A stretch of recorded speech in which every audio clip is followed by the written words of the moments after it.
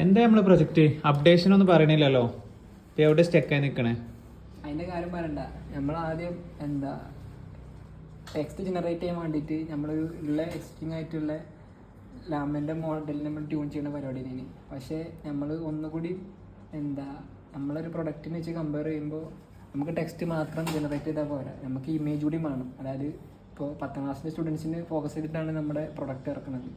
അപ്പോൾ അതിൽ ഒരു മെജോറിറ്റി 70-50% ഓൾമോസ്റ്റ് എല്ലാ ക്വസ്റ്റ്യനും ഇമേജ് കൂടി നമുക്ക് ജനറേറ്റ് ചെയ്യേണ്ട ആവശ്യം വരുന്നുണ്ട്. അപ്പോൾ നമ്മൾ അതിൻ്റെ റിലേറ്റഡ് ആയിട്ടുള്ള കാര്യം നോക്കുമ്പോൾ നമ്മൾ മനസ്സിലാക്കുന്നത് അതിന് യൂസ് ചെയ്യുന്ന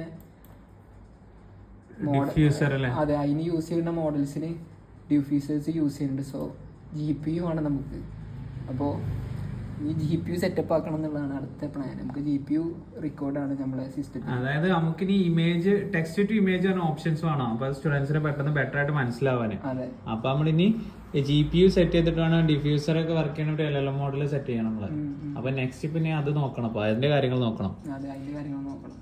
ഓക്കെ.